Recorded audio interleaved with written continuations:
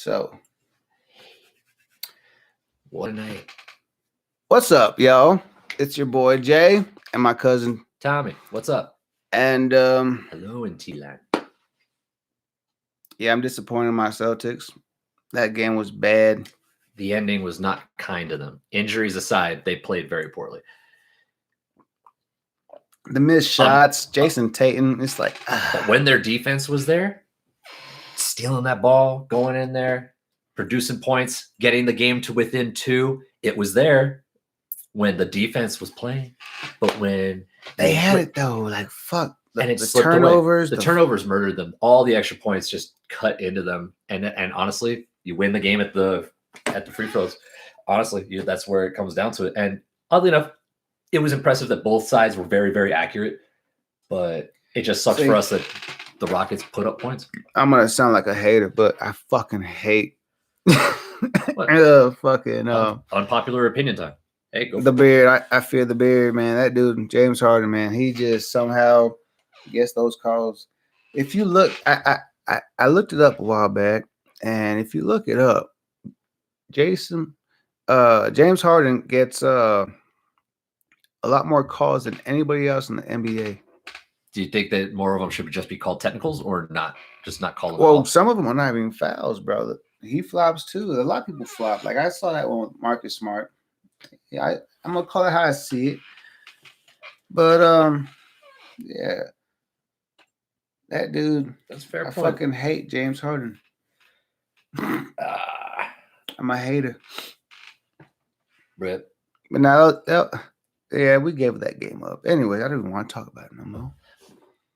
There's always the next game, and frankly, I'm impressed that when they were on point, it was good basketball. When they were, it's fun to watch. The Celtics are incredibly fun to watch.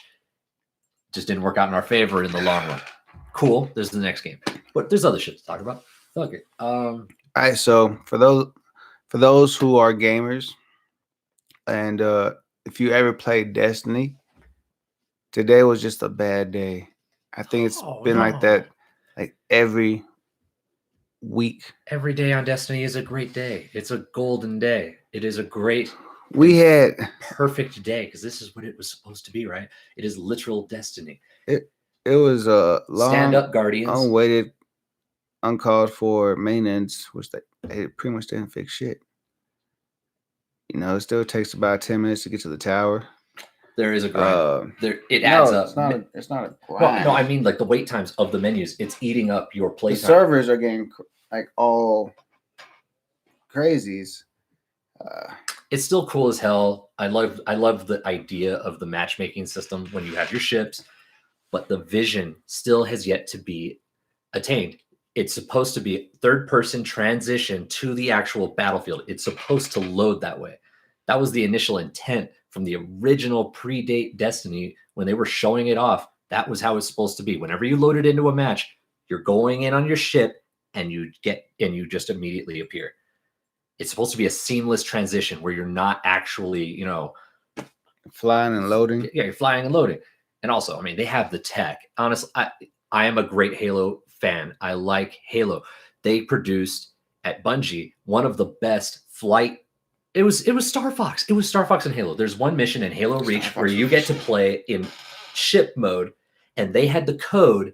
And technically, I believe they retained the rights to that code, and that kept Destiny. When they were trying to build in the ships, Microsoft had bought the codes for all of they made it into 343 Industries, but they bought all of the rights and the property rights to the code of the game.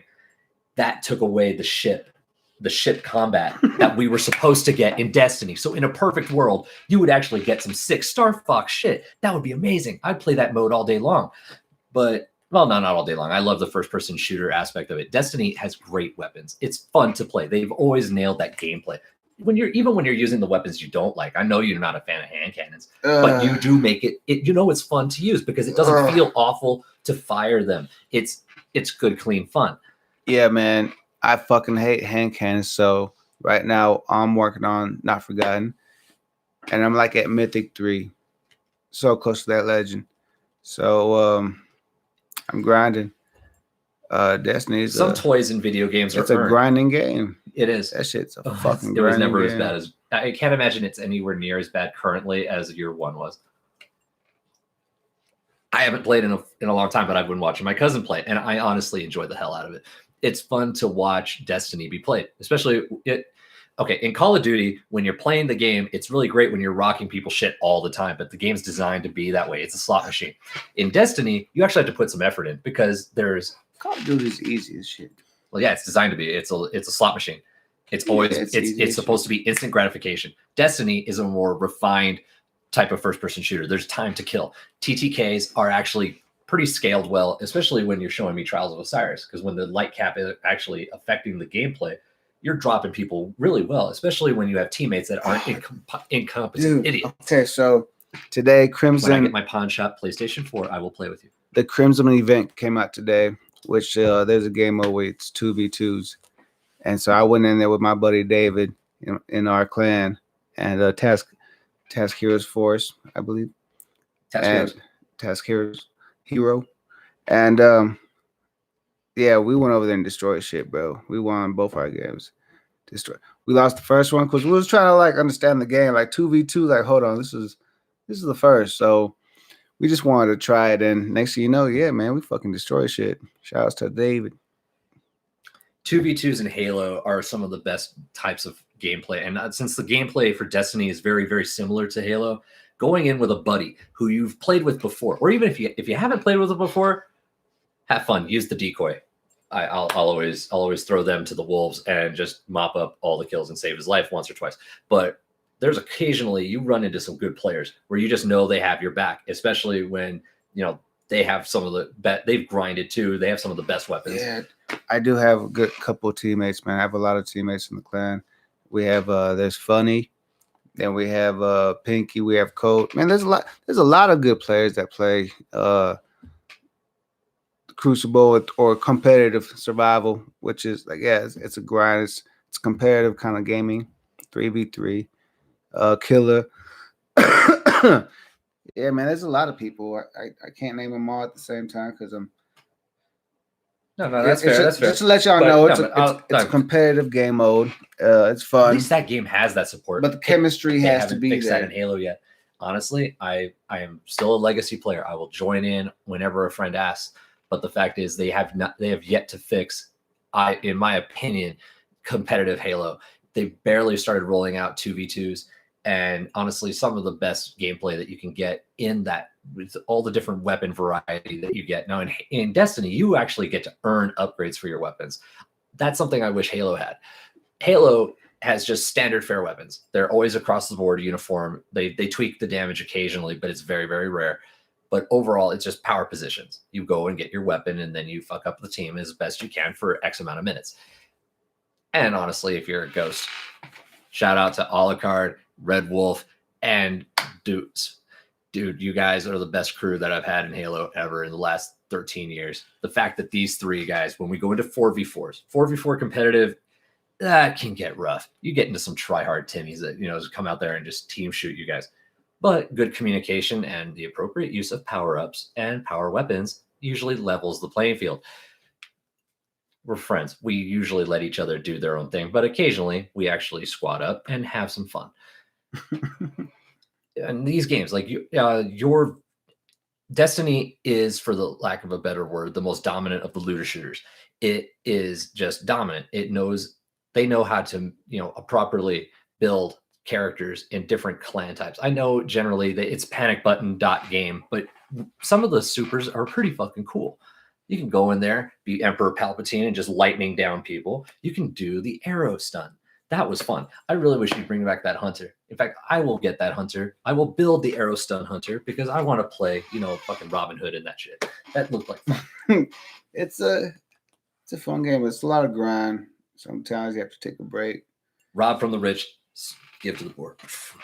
But I think another good game that's out there that if y'all never played it, is Spider-Man. Oh, the new one? Well, yeah, okay. I think it came out last year. Well, it's still the newest Spider-Man game. Yeah, I heard the camera system's really cool. Like you can actually do some serious Peter Parker Daily Bugle shit. It's some dope shit, dude. It was a dope ass game. Nice. It's kind of like the Batman where you can just, but you're swinging. It's a huge ass They actually build up open. New York. They build Yeah, up the islands. Nice. it's pretty cool. Unpopular opinion time. I am absolutely blown away by how good the Marvel Spider-Man movies have been lately. The newest ones are really good. And here's why. Here's why. He is not yet at the level of Peter Parker when he's going through skyscraper cities. He's been in each of the movies up to this point just low level. It's always like street corners, two, 3-story buildings, maybe a 4-story building tops. Now we're going to get into serious Marvel where you have, Venom and Spider-Man webbing up entire city blocks of skyscrapers. You get, the aerial battles that can take place when he's up against goblins. Maybe they'll get Hobgoblin right. I know Green Goblin is always going to be the main one, but fuck it. Throw in Hobgoblin. Throw us a bone for the 90s fans. But I love that show. That Spider-Man from the 90s. We grew up with good cartoons. Yeah, we had some boss cartoons. The cartoon was awesome. X-Men was awesome too. Oh, straight up. And I like where they went with it. Pew pew pew. Blue even red Bobby's lasers. World, bro. Bobby's World. He's rolling down on the trikey. Bobby's World was the shit too. It's all Omen style. You just put on some really bad satanic music in the background, and it's just demented. But it's funny. I also remember what TGIF on Fridays. It was Sabrina. It was Boy Meets World. I want to say Family Matters. I thought it was either Family Matters or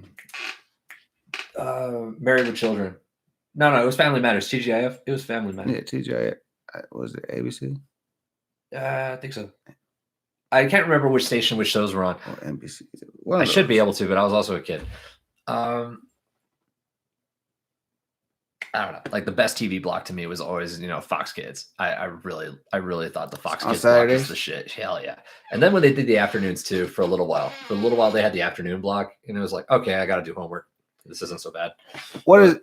If you were around our age, what was your favorite show back in the early 90s, late 90s? Leave a comment below. Let us know what you. Also, if you weren't around for that, what show do you think of when you hear 90s? I want to hear that opinion. What comes to mind? Like for our age, everyone has that, like the favorite shows, like Salute Your Shorts or Hey Dude, or Rocko's Modern Life. Rocko's Modern Life was the shit, especially when it followed up from Beetlejuice. And Rocko's Modern Life was just awesome. The antics that would get away. Ren and Stimpy was pretty fun. For a minute, Beavis and Butthead. I was so disappointed. Not to segue to a negative, I love Beavis and Butthead. The amazing videos you'd get, some of them just jamming out. Fuck yeah! And what was the other one? But when they released the DVD, they didn't have the rights to the videos, so it just kind of like that's part of the worst of it. Like some of those shows, like Daria and Beavis and Butthead, they didn't have the rights to all those music videos after X amount of years. It wasn't really like any of those bands wouldn't just do it. It's free advertisement, but they lost the rights to do it. Do you remember the name of the one with the big head? It was on MTV too. It was like late at night. It was after. It was big ass brain, bro. You just see the posters on the side. What the Dr. Psycho? No, I don't think that's what it is. If you guys can remind me, just leave it in the comment.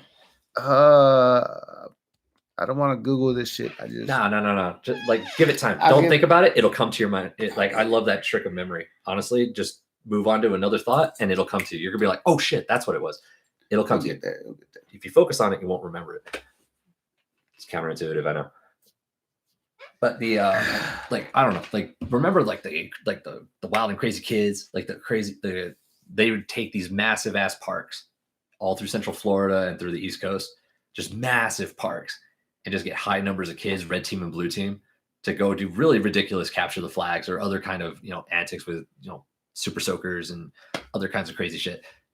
Which when you're a little kid, you're like, oh, that's fucking cool. That's a lot of people. That's a lot of room for error.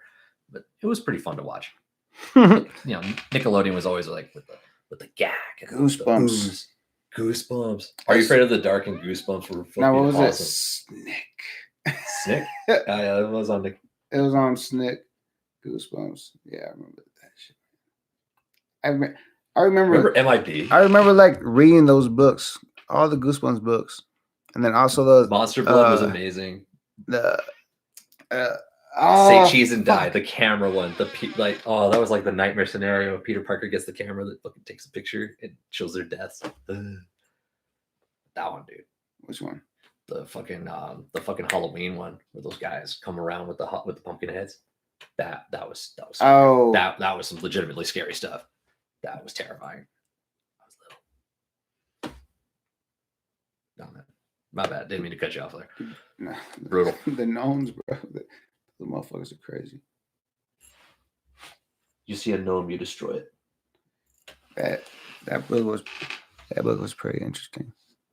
But yeah, Goosebumps was the shit back in the day. Dude, remember the monster blood on the plane? I was like, it's the ooze. It's going through the plane. It's all green. It eats everything and everyone. Because it's Goosebumps, though, you can't just end it there. So you have to like throw the caveat where it's just like, and just the ooze just vomits up everybody. No, I don't remember that book. It was pretty bonkers. Like it was like a legit horror story, and then it was like, oh no, it's cool. Everything's okay now. We can't traumatize kids on daytime TV. We can come close. What were I remember also those Beetleborgs. Yeah. Was it? I remember three. There were three of them. The red, blue, It was and that green. dude that came out in Boy Meets World, right? I think so. He grew up. Same dude. It was the same guy. He got older, and he was part of the show for like a little while. I think we're thinking about the same dude. Yeah. But then they had those big ass like pseudo Megazords. They were just Beetles, but they were pretty cool. They had the crazy clown. Like it wasn't all like evil clowns. It was like, oh, here's just a crazy one. Then you get Twisted Metal, and you're like, oh no. And then to find out that, I mean, as much as I love the fucking Power Rangers, the idea was actually taken from China. It's like, or Asia. I'll say Asia. It was an Asian adaptation, I think. Yeah. I know. Was like, that's fucked up, man. Damn it. No, like, man, they did it right. Like honestly, it's no, one of those few things where America took a great idea and just stole it outright and made it better. It went global and made millions, and they still are. But damn, that's Green Ranger forever. Green Ranger forever. Yeah. Occasionally White Ranger. I know there's some crazy bonker shit with like Lord Darkon and all this like internet's talk. Like I saw one video, I think you showed it to me, where Tommy comes back and he's like just overlord upon the evil universe. Oh yeah, he's That being said, firing Ryu. When it comes to really bad guys, Power Rangers did it right. More often than not. When you had some really like what's your favorite design of all the bad guys they've ever come up with? For me, it's Lord Zed. That guy's a fucking nightmare. He's skinned. It's a skinned dude, and he's pissed off, and he's gonna destroy the universe. That's an evil motherfucker. And honestly, like when you're a little kid and you're like, oh hey, these are superheroes and they have their giant Megazord. He just comes down and just obliterates their motherfucker, obliterates all their bullshit. All the dinosaurs were gone. That was like the Thunder era. That was the most fun for me. The Thunder era was like the absolute most fun for me because there's like for a little while Green Ranger was done. All right, so you know how they were adapted from like the Asia studios, right? Like, so the Green Ranger originally dies, man. Remember, like that candle bullshit? Yeah, that ends him. Like he's done, and there's a whole death scene and shit. It's not just him losing his powers. Like Tommy lost his powers. Okay, I'm cool, and that's fair for me. That seemed like it was a magical candle. It burned out. What's the story of life? Like you burn the candle. Eventually, the candle that burns brightest burns the fastest. It went undefeated. Dragon Zord was never defeated. Oh, okay, it was defeated occasionally, but it was never destroyed outright. Like it was just badass as fuck. You hit that flute, and you get Godzilla, a Mecha Godzilla that's magical, and just has magic powers. Like it's a giant machine dragon with magic powers. You can write all kinds of crazy bullshit when you have access to that. Anyway, okay. So, but we go back to like music. Let's go. Since we had the transition from the flute, I don't know. Like, what was the? What inspires creativity? Like, how do you focus, man? Like, you put together some good tracks over the years. Like, what gets you down? Like, gets the music flowing. For this, we're gonna have to take a break. We'll be right back. Oh, man, come on. It's a great thing to talk about. Yeah. Calmate. Okay. I'll be patient.